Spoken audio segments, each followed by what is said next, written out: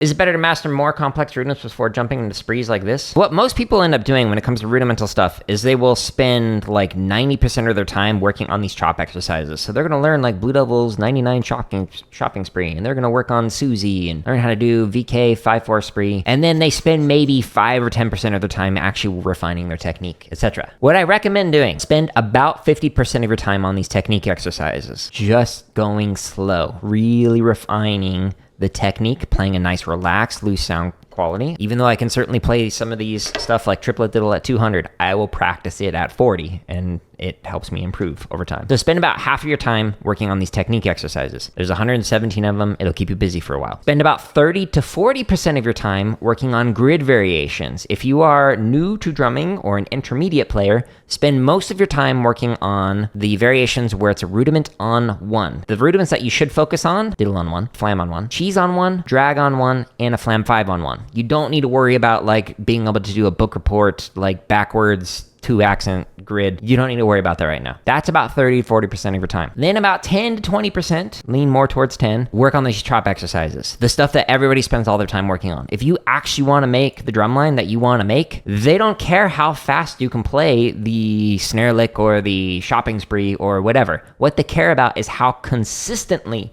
you can play triplet rolls or flam accents, etc. And the way you develop that consistency is spend only about 10 to 20% of your time working on the chop stuff. Spend about 30 to 40% of your time really refining these grid variations, just rudiment on one, just your standard ones, the basic stuff, but spend about half of your time just refining your technique with these technique exercises. Now notice that I'm saying to do grid for about 30 to 40% of the time. That's technically still a technique exercise. So really you're spending like 80 to 90% of your time working on technique. And there's a reason for that. That is how you develop the consistency if you practice this slow. If you want to speed up your flam drag, work on slow technique for the majority of the time. So probably at least 50% of your time should be very slow, like 40 to 60 beats a minute. And then maybe for about like 30 to 40% of your time, work on the rudiment around the tempo that you are comfortable with. And then for like the last like 10, 20% of your time, work on it faster than you can currently play it. So if you can play like a flam drag at like 120 beats a minute, work on it at like 130. Push your brain to think faster and your hands to move and play a little bit faster. And that will give you like a nice balance between refining the technique, playing it at performance tempo, and then pushing yourself to play a little bit faster than you're comfortable with. Most people will spend the majority of the time at the really fast speeds, but that is not going to work out for you in the long run. So make sure you're focusing on the slower speeds where you can actually refine the rudiment. Your brain needs time to process whatever it is that you worked on. You could take these play-alongs like this particular shopping spree. You go into the timestamps. You could play it from 40 all the way up to 200 beats a minute, take you 2 hours to do it, and you would learn a lot from that.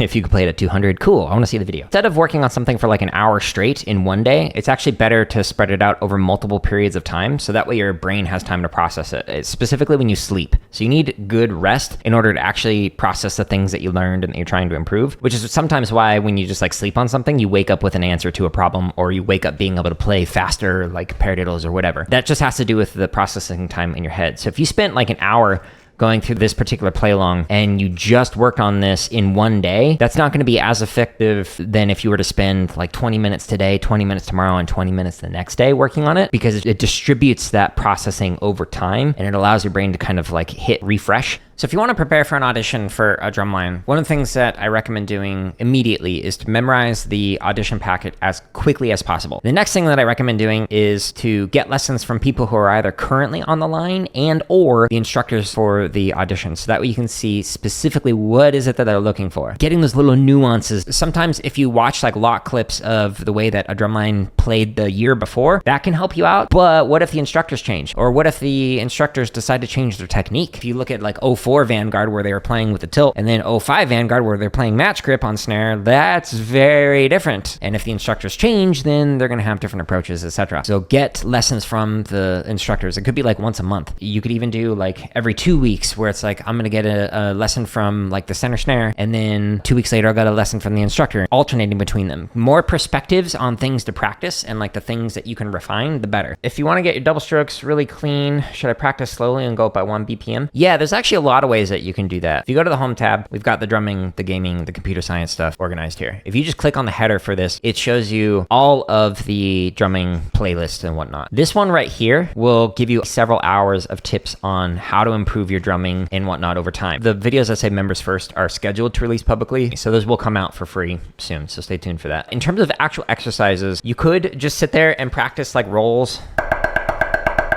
and go up like 1 BPM at a time. Another thing you could do is like practice on something soft like a pillow, so you can like work on getting that second note stronger.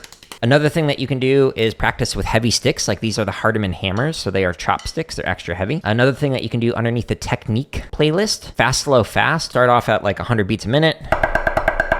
And then it'll slowly slow down 1 click at a time every 4 beats, all the way down to 40. And then it'll slowly speed it back up all the way back to your starting tempo. And then slow, fast, slow is the opposite of that, where it starts slow, it gradually speeds up, and then it gradually slows back down. So you can work on extended roll endurance through that one. Diddle strength is a phenomenal exercise for working on your overall strength of the second note in particular. When you're playing this, the accents are about 3 inches higher than your taps. So you'll play, and then you're basically emphasizing the first note. And then you're emphasizing the second note. Play it with both hands. And then you do it off the left, and then you do it with both hands. So this makes it so that you have a strong second note of your diddle, rather than just having it so that your rolls sound like this, where you got a really high first note, and then your tap is really low. Diddle flow is also a good one. Diddle timing is a really good one to work on your double strokes. That'll help you with the interpretation of it, so that way you're not like accidentally playing with a rushed or a slurred out interpretation. Roll timing is also a phenomenal exercise. All the triplet diddles, the 16th note diddles, and the inverted versions of those are phenomenal for working on your rolls. Another really good one is isolated diddles. When you're playing through it, you play it on the right. This is the abbreviated version. Both hands. Left, etc. So this is making it so you can hear the notes together, so you don't have like my right hand diddle sounds like this and my left hand diddle sounds like this. Doubles to singles are some phenomenal exercises to work on, so stay tuned for those. They're coming out I think next week. Dynamic roll variations, I think those come out in like August or September. Again, members first just means it's early access. Another thing that you can work on are grid variations that specifically focus on diddle variations for triplet. There's 56 videos in here specifically for diddle grid variations, and then for the 16th note there's 73 videos right here. Because YouTube is like not the best place to find everything organized, /drum on my website, or under the links section is the very first link. It just takes you to my website. All 53 chop exercises organized nice and neatly here. All of the 36 timing exercises for limb independence. All of the 55 drum charts are here. The 372 triplet grid variations. The 514 16th note grid variations. The 117 technique exercises. And the 166 marching bass exercises. And all the tips and whatnot. So that is a very long-winded answer of that's how you can work on your double strokes, is using these different exercises to work on that. And they're all free.